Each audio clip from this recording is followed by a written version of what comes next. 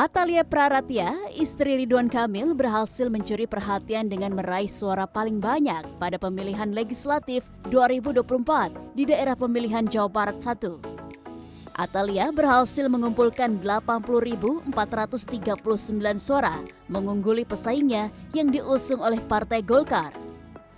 Lalu bagaimana cerita Atalia Praratya bertarung untuk pertama kalinya dalam kontestasi politik?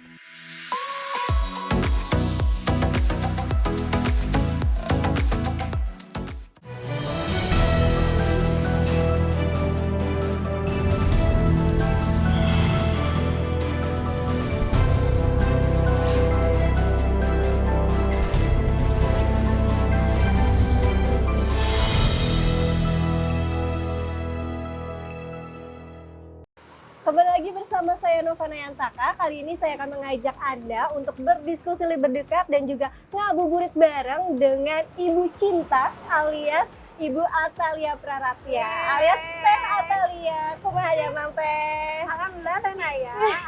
Teh, ini kita senang banget di Braga. Ini adalah tempat yang paling terkenal di Seantero, Kota Bandung. Ya, ini sore-sore ini kita cocok ngobrol di sini ya Teh. Asik banget deh. Oke, Sambil ngabuburit sambil kita kan. ngabuburit. Teh, ini menarik ya. Dari hasil survei sebelum Teh terjun ke politik, kemudian sekarang juga semakin tinggi surveinya Teh. Pengen tahu nih, Teh terjun ke politik dibujuk saha? Keinginan sendiri atau? Aduh, bilangin nggak ya? Aduh. Jadi gini, sebetulnya Kang Emil sih. Mm-mm. Kang Emil yang memotivasi saya, mendorong saya untuk masuk ke politik. Jadi sebetulnya Kang Emil tuh merayu saya tuh lebih dari 1 tahun. Lama ya, Lama, Teh? karena Oke. saya merasanya gini, saya selama ini kan hidup saya ini sebagian besar memang untuk masyarakat. Saya ini memang aktifnya di kegiatan sosial kemanusiaan. Jadi kalau untuk urusan misalkan ya ada kebencanaan, ada masalah sosial masyarakat itu saya biasanya memang senang turun ke lapangan karena itu kayak panggilan jiwa gitu. Jadi kadang-kadang kayak kemarin aja ya waktu kampanye kan nggak boleh tuh. Itu kayak saya tuh mencari-cari momen. Jadi pas udah selesai masa kampanye tuh pokoknya aku kayak balas dendam gitu ya.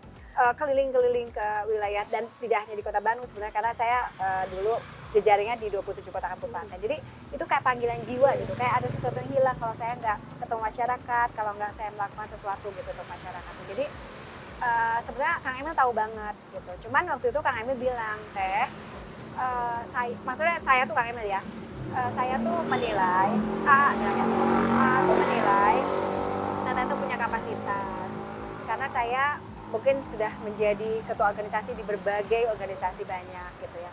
Kemudian juga punya kapabilitas, punya popularitas, dan juga hasil survei ada elektabilitas. Termasuk kata Kang Emil nih, Teta tuh punya empati yang cukup tinggi gitu. Jadi saya tuh nggak bisa diem kalau misalkan masyarakat merasakan sesuatu mungkin gitu ya. Jadi saya tuh ada keinginan begitu. Termasuk saya tuh orang yang suka beberes.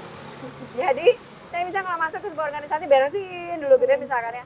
Atau ke sebuah tempat itu saya beresin dulu. Jadi saya tuh memang hawa-hawanya tuh hawa suka beberes gitu. Jadi Kang Emil merasa bahwa ini cocok nih gitu kalau masuk ke politik gitu. Terus tapi kan waktu itu sempat ngobrol juga gini. Saya bilang, Kang Emil, saya ini sebetulnya sama dengan masyarakat lain banyak yang skeptis terkait dengan orang-orang politik gitu. Tapi Kang Emil bilang nggak gitu cara pandangnya, coba dirubah gitu. Pola pikirnya dirubah bahwa sesungguhnya politik itu ketika dipegang oleh orang-orang baik, maka dia pun akan menjadi politik yang baik gitu. Kita dipegang oleh orang yang santun, maka dia akan menjadi politik yang santun. Jadi semua seperti itu. Kalau kata Kang Emil nggak bisa, kalau misalkan orang-orang seperti Teteh itu tidak mau melakukan apa-apa. Jadi kalau ingin melakukan perubahan, maka dia harus di dalam, nggak bisa dari luar. Itu pengalaman kita selama 10 tahun seperti itu ya. Jadi Kang Emil di satu tempat, dia nggak bisa gitu untuk merubah tempat yang lain. Karena apa, itu bukan dalam lingkup di bawah naungannya gitu. Nah jadi itu yang kemudian kita, waktu itu saya ingat banget, 1 tahun itu ternyata terhapus oleh 1 hari, 1 malam saja. Jadi malam itu seolah-olah saya seperti di brainwash sama Kang Emil. Semua pertanyaan-pertanyaan saya, Kang Emil jawab. Dengan sangat enak banget gitu. Jadi saya bilang, Kang Emil cocok banget ya jadi marketing gitu. Karena dia akhirnya bisa meyakinkan saya. Saya waktu itu cuma bilang sama Kang Emil, saya cuma butuh 2 hal. Yang pertama saya harus isi horoh. Karena saya merasa ini sedikit bertentangan dengan panggilan hati saya. Yang kedua, pada waktu itu ya, Yang kedua, saya kan banyak organisasi, jadi saya perlu ngobrol juga dengan teman-teman organisasi gitu, karena ada beberapa organisasi yang memang non politis. Maka saya mau ngobrol dulu apa respon mereka. Ternyata alhamdulillah ketika saya isi horo, hati saya tenang. Ketika saya ngobrol dengan teman-teman, malah semua mendukung. Jadi saya pikir nggak ada alasan lagi gitu. Oke. Berarti artinya rayuan dari Rayuan mautnya berhasil. rayuan mautnya yang paling inget 1 tahun itu bisa luntur dengan 1 malam gitu ya Teh ya. Iya. Nah, lalu Teh ini menarik kan Teteh surveinya cukup tinggi signifikan. Alhamdulillah, Pertama Teteh. kali langsung Alhamdulillah. dapat istilahnya kepercayaan gitu dari masyarakat. Pengen tahu nih Teh pas kampanye kemarin, apa Teh keluhan-keluhan yang sering Teteh dengar dari warga? Teh? Dari warga? Oh banyak. Di antaranya adalah yang paling menonjol nih, karena banyak ya. Di antaranya yang paling menonjol adalah terkait dengan pendidikan. Terkait dengan pendidikan itu mereka fokus kepada misalkan mereka sulit untuk mendapatkan sekolah. Jadi urusan zonasi ini sampai sekarang masih terus, bukan hangat lagi, panas ya. Setiap kali PPDB itu pasti Kepala Dinas Pendidikan pusing 7 keliling gitu. Karena apa? Ternyata zonasi itu kan berkaitan dengan zona, berkaitan dengan wilayah. Nah, tapi ternyata tidak semua kecamatan punya sekolah gitu. Setelah lulus terkait dengan pekerjaan, ya lowongan pekerjaan ini masih sangat sulit, pengangguran masih tinggi, itu rentan sekali urusan bagaimana masyarakat bisa mendapatkan kesejahteraan itu rentan sekali. Nah, yang selanjutnya adalah terkait dengan ya berkaitan juga dengan urusan ketenagakerjaan, itu adalah terkait dengan bahan baku. Nah, jadi dari sisi daya beli masyarakat itu kan ya kalaupun naik itu nggak semua, nggak rata di kita tuh, karena ada yang ASN, ada yang pedagang, ada yang pengusaha, itu kan beda-beda. Nah jadi kayak banyak sekali yang menjadi harapan dari masyarakat gitu ya, adalah supaya khususnya bahan pokok itu tidak terlalu tinggi, jomplang gitu. Jadi kenaikan dari 12.000 sampai 18.000, 16.000 itu kan buat masyarakat mungkin untuk menengah ke atas kan nggak ada masalah. Tapi bagaimana dengan masyarakat pada umumnya gitu, yang mereka yang penting ada nasi gitu. Pokoknya yang penting ada nasi, mereka akan survive. Tapi kalau diganti dengan yang lain mereka nggak bisa. Suruh makan jagung ya nggak bisa. Buat mereka jagung itu ya cuma cemilan gitu. Ganti singkong itu cemilan juga gitu. Jadi memang masyarakat kita karena sudah terbiasa dari sejak zaman dulu makan nasi, sulit gitu untuk dirubah perilaku pola makan. Nah ini yang menarik pasti kalau misalnya kampanye kan Teteh kan dikenal Bu Cinta gitu, orang Iya, Bu asli. Cinta gitu. Ketika kampanye, sosialisasi, sulit nggak sih Teh memperkenalkan ini saya Teh Di Atalia, awal gitu? sulit banget. Jadi kita sudah turunkan tim ke lapangan dan secara random itu dilakukan survei kecil-kecilan ya pada waktu itu, dan ternyata banyak yang nggak tahu. Banyak yang nggak tahu bahwa Bu Atalia itu adalah Bu Cinta. Jadi mereka ketika dilihatin foto, mereka tahu itu Bu Cinta gitu. Dilihatin tahu nggak si gubernur Jawa Barat siapa gitu ya, atau si mantan wali kota, tahu Bu Cinta gitu. Karena mereka nggak tahu Bu Atalia. Bayangkan kami untuk merubah mindset masyarakat dari Bu Cinta itu adalah Atalia, itu luar biasa. Termasuk adalah karena kita berpikir keras nih, karena di kertas suara itu nggak ada wajah.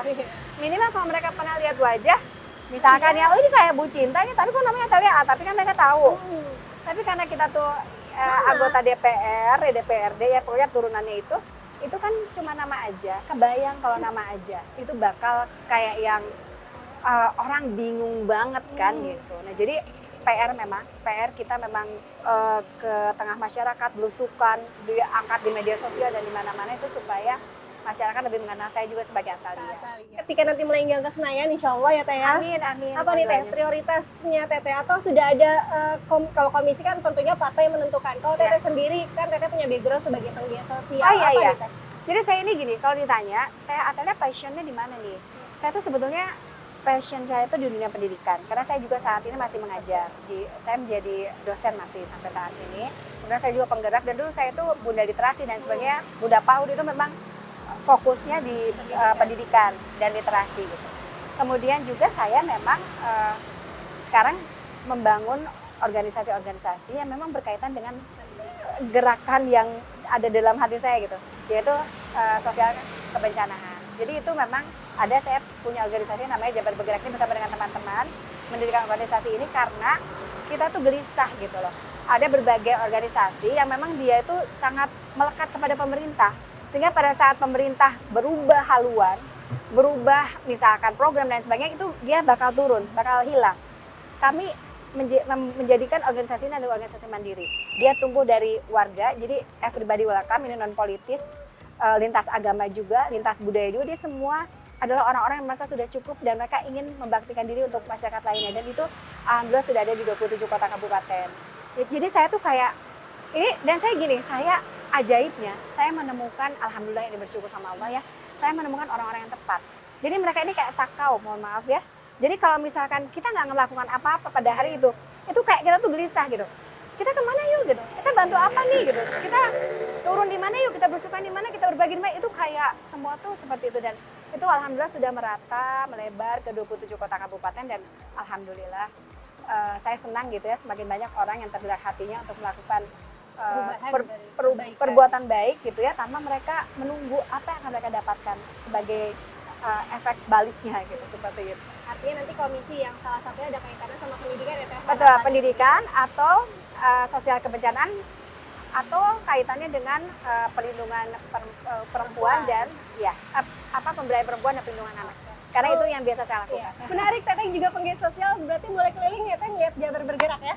Boleh. Langsung Kebetulan dekat sini ada ininya, sekretnya Jabar Bergerak. langsung sana ya Teh? Oke. Siap. Mari.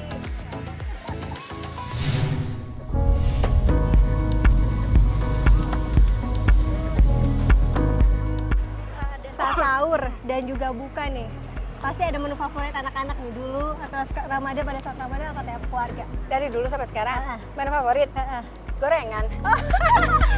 Sama berarti.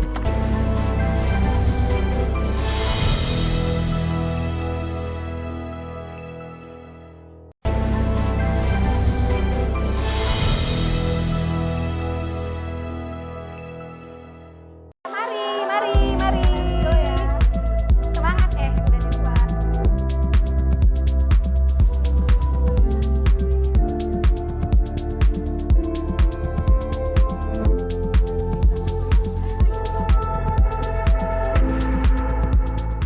Yes. Teteh biasanya kalau Ramadan ini pengen tahu, kalau kecil tuh ada momen menarik nggak sih Teh, masih kecil Ramadannya? Di Bandung Teh ya? Oh, kalau Ramadan tuh. Oh, kalau lagi kecil. Masih Lagi kecil tuh biasanya kita nginep di rumah nenek atau nginep di rumah gitu. Terus kita tuh tiap hari itu kayak bikin apa atau beli apa ke pasar, terus kita jualan. Jadi di depan rumah saudara itu ya, bikin kayak meja kecil. Itu waktu saya umurnya mungkin masih 4 tahunan, 5 tahunan, saya masih inget banget ya. Ada di bawah saudara saya. Jadi dia bikin dagangan gitu, terus dagangan kecil-kecilan kita jualan, terus kalau nggak laku kita makan gitu. Jadi gelar gitu sambil dagang, tapi kalau nggak laku sambil makan. Jadi itu pasti teringat ya Teh? Teringat banget. Terus kalau sama sekarang sama momen keluarga yang paling diingat adalah sahur ya. Kalau sahur itu kayak momen banget, karena kalau di hari-hari biasa tuh kita jarang banget sahur. Jadi kadang-kadang kan kalau biasanya kan suka Senin Kemis itu biasanya minum aja sih, paling sama korma gitu, kayak gitu. Tapi kalau sama pada waktu Ramadan gini kan beda. Apa yang paling dikangenin Teh? Kalau dulu kan lengkap ya Teh, punten ada ada Kangen susah ngebangunin Aeril. Gitu kan. kalau ngebangunin saya harus berulang-ulang terus balik lagi gitu. Sekarang jadi masih kangen ya Teh kalau Masih ngeliat di kangen, rumah. iya. Jadi buat ibu-ibu ya sebetulnya sama bapak-bapak juga sih, momen dengan anak-anak itu dinikmati aja deh. Dengan segala kelucuannya yang kadang-kadang kita sebut nakal itu.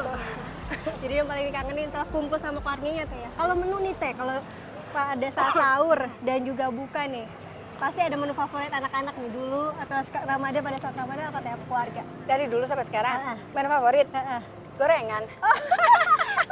Sama berarti. Walaupun itu Itu banget. Jadi kalau Kang Emil tuh harus ada 2. wajib apa tuh? Wajib ada. Ini untuk buka ya. Itu es campur Es campur. sama gorengan. Itu wajib. Wajib. Kalau sahur Teh kan susah dibangunin Teh, tapi harus Enggak, kalau sausnya korma aja juga cukup. Oh, itu udah. Tapi bangunin itu yang paling Itu kadang-kadang juga sampai merem juga tetap dimakan kalau korma. Jadi makan, bisa bayangin yang ngantuk tetap Iya, makan gitu. kurma gitu Iya, ya Teh. memang. Lalu Teh, ini Teteh gimana mengajarkan makna Ramadan dan juga puasa, apalagi juga nih anak-anak kan semakin dewasa, kalau nggak salah Teteh juga Dia- lihat semakin rasa sosialnya tinggi ya Teh? Iya, jadi alhamdulillah meskipun Arka masih belum bisa puasa ya, tapi dia udah tahu lah orang lain puasa. Terus sama kita tuh sekarang sedang diajar supaya dia tuh tumbuh rasa empatinya. Jadi sekarang nih ya saya sedang berbagi sama teman-teman mahasiswa nih. Dia juga sama lagi berbagi sama mbaknya. Jadi bawa makanan. bawa dari rumah, bawa bikin apa aja sih, kita punya pisang goreng, punya korma, punya apa segala macam, kadang-kadang juga ada es campur, es buah, bagiin. Tapi dia tuh kayak udah nagih gitu, tiap hari tuh pengen berbagi. Ini Arka lebih dekat sama Kak Emil ya Teh, Teh bilang kayak bestie ya Teh. Kalau sama ayahnya tuh paling dekat sama ayahnya. Paling takut juga sama ayahnya. Jadi kalau mamanya Arka, itu dia nggak dengar. Tapi kalau bapaknya baru cuma dibilang gini, Arka, gitu. Langsung. Kadang-kadang dia ya kalau lagi melakukan sesuatu nih, kita sampai lucu. Pernah satu waktu, saking dia susah dikasih tahunya ya, maklum lah anak kecil gitu ya. Sama kita tuh direkam suara bapaknya. Direkam suaranya cuma gitu, Arkono. Itu namanya kita pas dia lagi aneh gitu. Wah lagi lucu-lucunya itu, sama kita dinyalain. Arkono dia langsung dia lari, langsung dia ngumpet di balik pintu gitu. Segitunya Teh kalau mamanya yang Arkana. Mamanya macam dianya. Enggak. Teh kalau kayak gini Teh buka puasa nih kan Sini ya sini. Nggak bareng Teh Zara segala macam, tapi tetap berkomunikasi ya Teh ya. Maksudnya. Alhamdulillah. Emang Alhamdulillah hampir tiap hari. Terus dia juga kayak semacam alhamdulillah ya sama mamanya tuh kayak deket banget justru. Saya bilang juga. Jadi dari dulu sama sekarang itu kelihatan banget bedanya. Jadi karena dia tinggal tidak berdekatan dengan ibunya, sekarang justru kita tuh kayak bestie gitu. Dia kayak kemarin mama lagi ngapain? Ma aku mencerita dia, panjang banget. Padahal dia tuh kan aslinya introvert ya, diam. Iya. Sekarang tuh dia rame banget, dia bisa ngeluarin semua perasaannya. Dia juga bisa ngeluarin keinginannya. Aku ya merasa bersyukur ya, dalam arti bahwa mungkin proses ini harus kita lalui gitu ya. Meskipun jauh sama Teh Zara, tapi ya alhamdulillah gitu. Justru hati yang dekat sih. Hatinya pokoknya jarak tidak memisahkan ya. Jarak Teh. tidak boleh memisahkan. Tapi kalau untuk almarhum Tete masih sering maksudnya datang walaupun bukan maksudnya munggahan atau apa emang sering Iya suka random aja sih, nggak pernah secara khusus, tapi kita sering karena kadang-kadang mama juga ada di sana kan. Jadi kita sering ke sana. Kangen ya Teh ya sama A kalau momen gini. Banget. A tuh kalau Ramadan ini pasti kan lebih ramai Teh ya dibanding Teh Zara ya maksudnya. Ngomongnya maksudnya. Ngomong. Oh iya, AR-nya tuh lebih terbuka, dia lebih senang bercandain orang gitu, jahil gitu. Kadang-kadang juga teman berantem ibunya. Serius Teh, kira Ya, tapi juga berantem mesra lah ya. Iya, maksudnya berantem bercanda gitu. Oh, jadi Kadang-kadang kan kayak gitu, dia tuh suka bercandain mama katanya. Oh, nih masa sih cuman S1 gitu. Akhirnya aku, karena dia nyindir-nyindir jadi S2. Terus dia nyindir jadi S3, itu gara-gara dia tuh. Jadi Teteh Asli. S3 itu gara-gara sindiran AA. Bener. Dia kalau nggak nyindir mungkin aku juga enggak.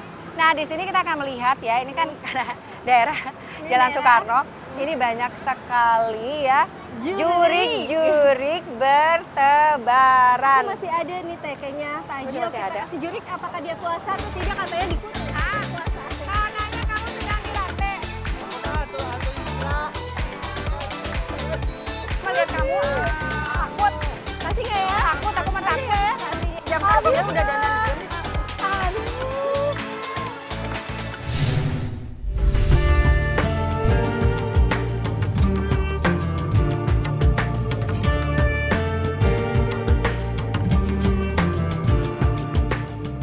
Jadi mari kita jadikan Ramadan ini Ramadan yang berkesan di hati, menjadi Ramadan yang terbaik tentu saja, dan jangan lupa kita harus berfasabiqul khairat, berlomba-lomba dalam kebaikan.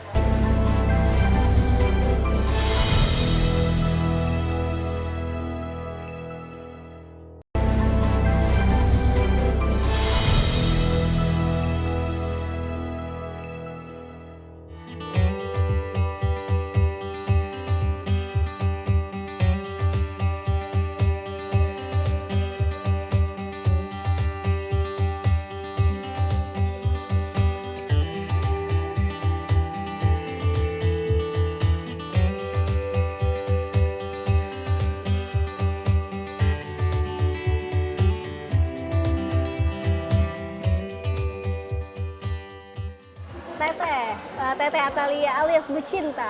Hai. Gimana Teh pertama kali ketemu Kang Emil nih? Aduh.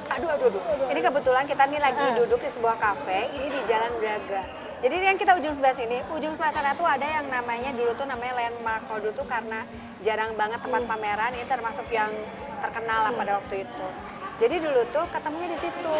Aku tuh kan mahasiswa nih, cari uang tambahan dong. Jadi kita tuh kayak jadi marketing gitu kan, jaga stand kan. Kita bagiin brosur gitu di situ. Nah, Kang Emil kan arsitek. Nah dia tuh datang ke pameran perumahan, itu tuh tawarin produk gitu. Dan apa yang terjadi, disitulah pandangan pertama terjadi. Aduh, Ketemu cinta deh. pada pandangan pertama. Yang cinta duluan siapa ini? Kang Emil dong kayaknya. Karena Kang Emil yang ngejar-ngejar ya. Ini apa kalau misalnya melihat foto ini ya Teh ya? Kata apa? Foto ini nih. Saha eta. Aduh, Iya, ya itu kalau bebek itu ya. aku. Kang Emil tuh suka banget naik motor. Itu juga kenapa yang bikin saya juga jadi belajar naik motor. Jadi dulu tuh zaman SMA tuh saya bisa naik motor. Tapi kan dulu tuh naik motornya naik motor bebek. Naik motor bebek itu juga kadang-kadang suka nggak boleh sama mama. Jadi sahabat aku tuh dateng buat naik motor kita, dia punya kakak aku sih sebenarnya. Terus kita kayak bareng-bareng pergi, nanti diantar lagi pulang gitu. Jadi dulu tuh saking overprotective-nya mama ya, punya anak perempuan satu gitu. Terus ternyata lama-lama kita kayak yang pas kejadian itu Kang Emil suka naik motor gitu ya. Terus aku tuh sering ngantuk. Kalau aku ngantuk tuh kayak jeduk. Dia bilang, teteh bangun gitu kan.